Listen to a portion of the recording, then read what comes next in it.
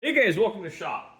Please excuse my rather cluttered bench, but I don't have a lot of flat surfaces left in this shop. I am busy and it's a mess. But I actually kind of wanted to talk about the complete and total lack of self awareness and education in the gun community today. So, yes, this is boomer rage bait because we're going to be criticizing some boomers today. But I did a video kind of critiquing like Weatherby rifles and are they worth it? Personally, I don't think they are. I really do think they're genuinely overhyped, overpriced. In today's day and age, garbage. Historically, they were pretty handmade guns. The stocks were done a lot better than they are today. The bluing was done better. Fit and finish was just great. But they've never been super high end. Like they've always been accessible to the guy making the equivalent of 100 grand a year. And if you're accessible at that price range, frankly, guys, you're just not that high end a shotgun or rifle. I'm starting to deal in more high end shotguns, so I've grabbed a couple, and one of them, the most expensive gun currently in my shop, I am going to tear apart because I really think it's just like the Weatherby, overhyped. But it's expensive enough. I'm going to wear gloves, and I don't feel like changing them on and off camera, so I'm wearing gloves for this whole video. Um, so like looking at the Weatherby crowd, for them it's an ego thing. Like once you get into like the most powerful anything, and your selling point is speed, power, performance, you really do get a lot of insecure man children buying your product just because it makes them feel like bigger men. And I think it's hilarious because honestly, those guys, like, if you call me and aren't completely pissing me off, I am just going to play the game and take your money. If we're on YouTube, I am going to make fun of you because I make so much more in ad revenue making fun of those guys. And I'm expecting that video to blow up because there is a ton of angry butthurt boomers who simply can't tell the difference between criticizing and questioning something in personal attacks, which is hilarious. But I grabbed a bunch of shotguns because I had a field day with that because those people clearly don't watch my other videos. They have no idea what happens here. Like, I am a reasonably competent gunsmith. I'm not going to sit here and tell you I'm super fancy pants, but I'm pretty good at what I do. I got a rifle I built, and I'm going to compare it to a factory 700. And frankly, guys, that's a little better. Definitely shoots better and it handles better. But this is a good cross section of what the average consumer sees as like a high end gun, which is really not that fancy. Like this Winchester 101's pretty collectible. They weren't top dollar guns in their day, but this is like a 28-ish $100 shotgun. I would put it out on Gunbroker for like $29.50 and let someone feel like they got a deal, kind of thing. And this Remington 1100 Skeet, this is probably a $13 to $1,500 shotgun. There's not a lot of them out there, and this one's in really, really good shape. It has not been shot much. So like the average consumer is looking at one of these guns and is like, oh, these are pretty high end. Like those are really nice guns. They're really well made. They're not. They're done well and they perform. Don't get me wrong. But the checkering on this, I see some slips. There's some overruns. Excuse me. It's not very symmetrical. It's not actually even hand cut. I think this is machine cut. And not all the diamonds are pointed. And that's something really commonly seen. Like the checkering on this is like nothing's pointed. They didn't bring anything to a point. And that's true here where there's this Winchester was hand checkered, I think, in Japan, and they did a crap job. But the average person just isn't exposed to really, really good quality of work enough to know the difference. And they're both actually AYA side lock shotguns. One of them is a 20 gauge special order through Orvis, and one of them is a 12 gauge kind of off the shelf, semi custom, because you've got some options there. And those are definitely more high end than this Winchester. But you know what? The average consumer is going to recognize this Winchester, see what it is, because they're more common and more available. Once you actually get up above like a $3,000 price point, people can't fathom why it's more expensive. You actually are getting something for your money.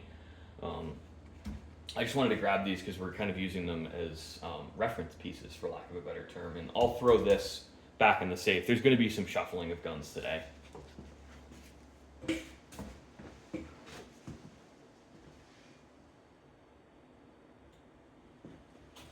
Sorry guys, I don't want to rush and dent anything.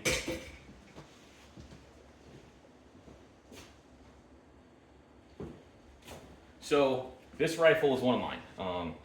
I'm not super pleased with the checkering on this. This is one of the very early guns I actually did checkering with a machine, but I still think it's better than what I'm seeing on this Winchester, and I'd certainly hope so. One of the things I do when I checker is I really try hard to do a good job. I don't see any point in doing anything but the absolute best I can. Now, this gun doesn't look like that much, but this is a piece of English walnut. So, and this is where I laugh at people because they're like, that gun's so expensive for what it is. That's a ripoff. And, you know, in today's day and age, like, before you inlet, if you're buying a piece of English walnut like this, I mean, mind you, it's California English walnut, so it's not like the real deal, super pooper expensive stuff. This is like a $600 or $800 piece of wood conservatively. So by the time it goes to the duplicator, we're looking at like $850 to $1,000, give or take, for the stock blank. And I just laugh because I have people, they pick it up and they're like, oh, it's so cheap, it's a Howa. And it's like, yeah, but you know what? The Howas are inexpensive actions. They are not cheap. They're very, very good actions. I love them. They're extremely robust. I've never built an inaccurate rifle on a Howa receiver. You know, they're just so consistent. The triggers are great out of the box. They address all the things I don't like about the 700 that makes me think the 700 is cheap. You know, we've got a really robust extractor. Oh, by the way, I have a 3-position safety from the factory. You know, like looking at this extractor, if you're familiar, like people spend money on aftermarket 700 bolts to get, you know, the Seiko or M16 style extractor or whatever you, what have you.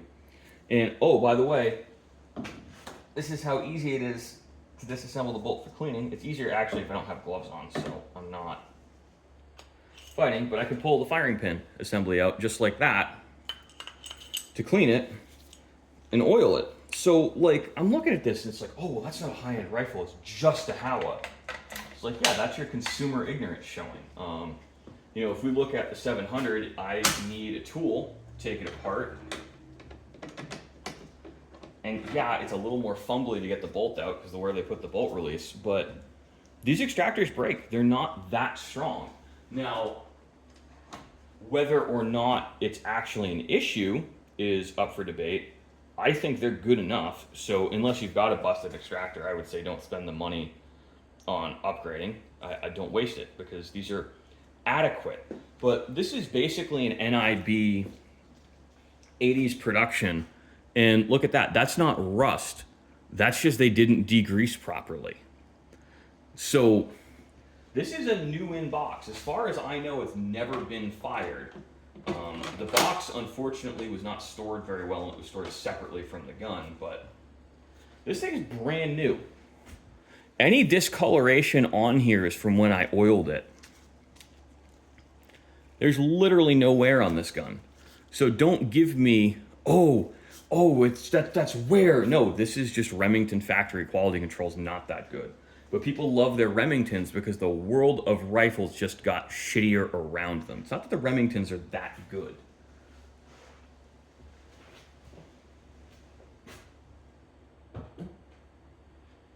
So back to the Howa, you know, a lot of people don't look down on these. They don't think they're great guns. And in a lot of ways, they're not. I don't think they're a Winchester 70.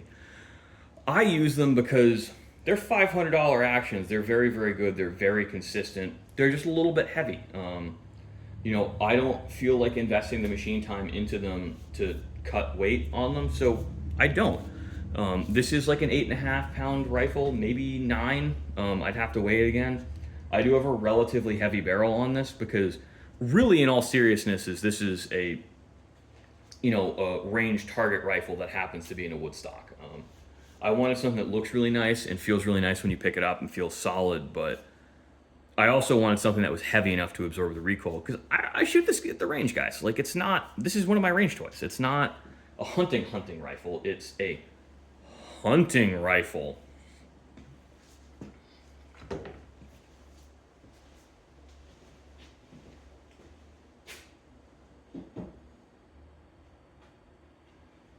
So this is an AYA side lock, and now we're actually getting into like big money guns.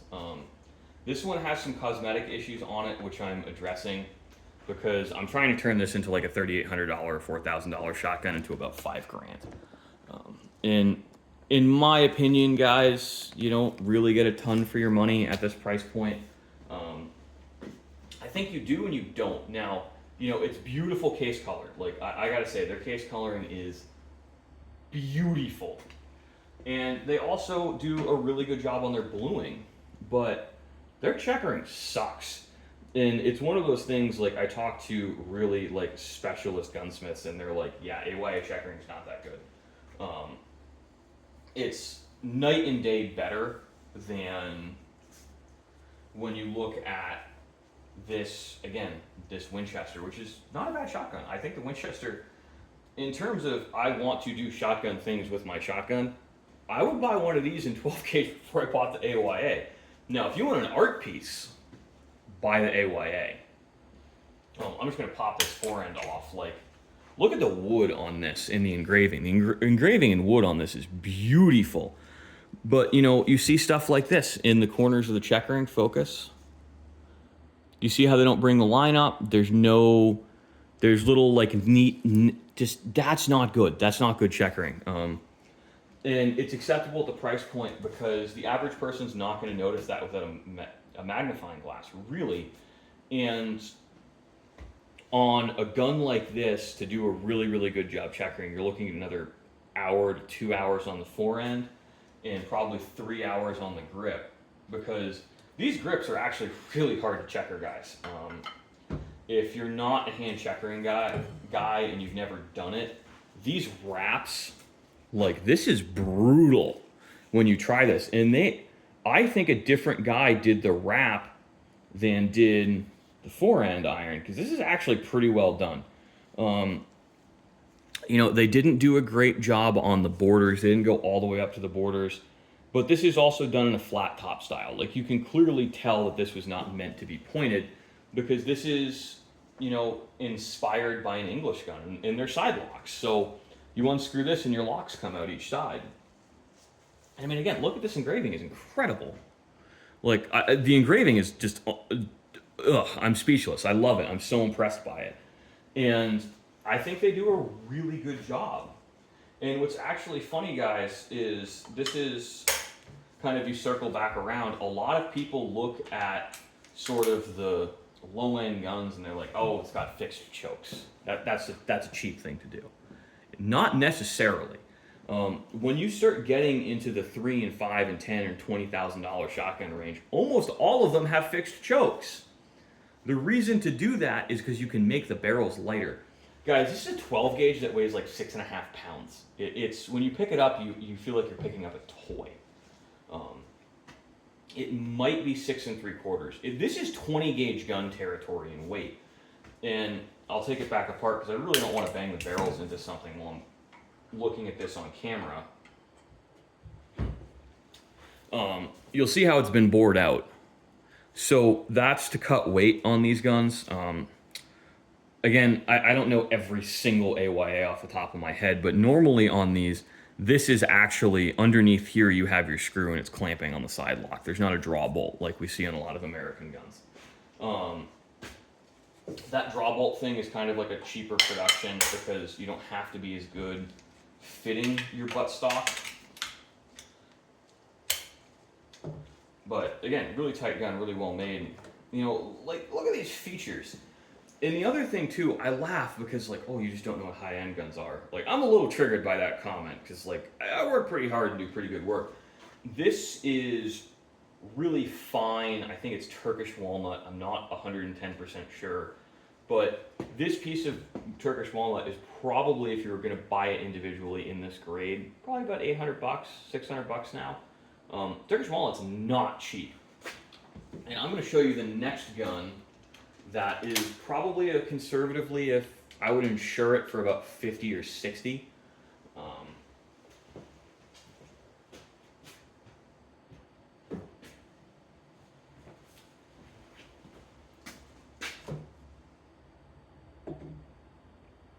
This is actually another AYA gun, and we've circled back around, full circle. I'm using something plastic because I don't want to damage anything, and that does not fit.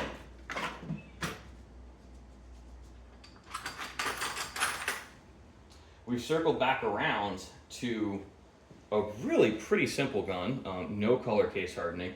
And I also want to point out, when you start getting into the side lock guns, you do go back to double triggers. These, inertia and recoil triggers are less reliable, and they weigh a little bit more and they take up more space. So this is another side lock gun, but this is kind of one of those that's not really truly a side lock when we're talking about European side locks. And as far as I can tell, neither of these guns have been opened up. But this piece of wood here, if I were going to guess, would probably be $2,000 to $3,000 for the buttstock and the forend. And when we get into this price point, guys, we actually start seeing more issues with the checkering than I did on that AYA, where we see it in here, how they just completely missed some lines. It's hard to get on camera, and how we just see that up here on the beaver tail. The checkering on these super high-end guns isn't that great, and my theory on why that is because you either really have to look at a lot of checkering to catch those issues, or you need a magnifying glass. The people who buy these guns, boomers, can't see it. So it's basically like me if I took my glasses off looking at them, and I'd never catch this stuff without my glasses. But these are really nice guns. I would never buy a gun like this. I think really if I were going to buy a semi-custom shotgun for myself and look at them, I would definitely go AYA in a heartbeat. I think they're really the best buy in that price range. But look at this jeweling.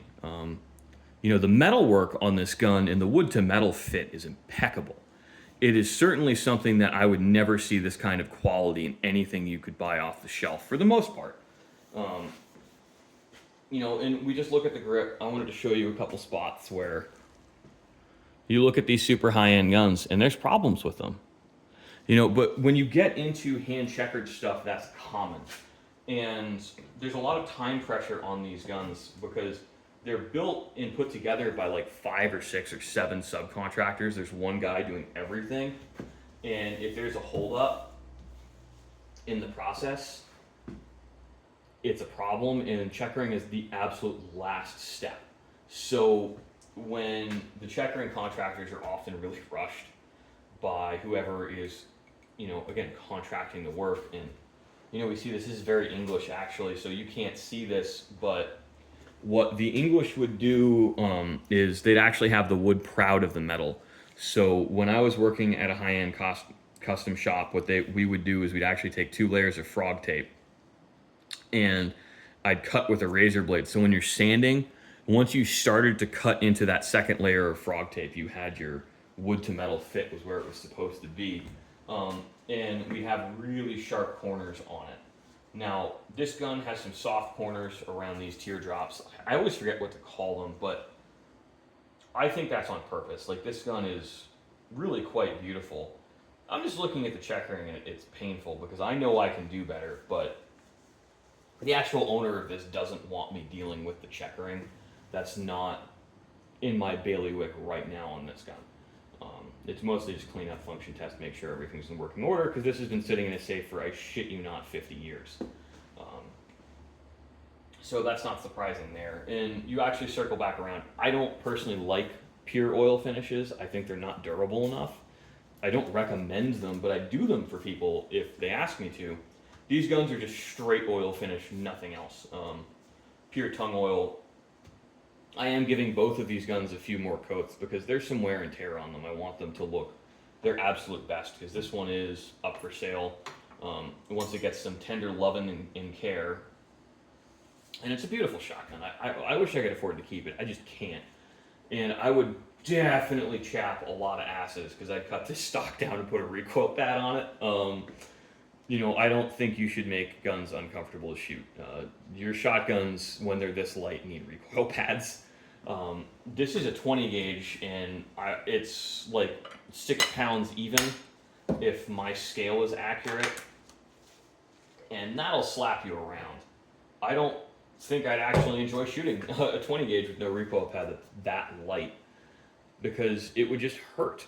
And that's what happens when you get into a lot of these super high-end shotguns. They're never shot. They go on one hunting trip, they get a box of shells through them, and they go in a safe. So your build quality doesn't need to be that good. needs to look good, and that's kind of how I feel about Weatherby's, where they're really just not shot that much. You know, people buy them as like the trophy of their collection, and they're just not that good guns, guys. Like, you know, for the price range of what you're gonna get once you start to get like the high-end Weatherby's, you're really in like entry-level custom gun territory. I'm doing a 9.3 by 62 for a guy, and I think we're a hair under $3,000 because we sat down and really looked at places where I could cut costs for him and shave off everything that wasn't strictly necessary to make the kind of gun he wanted.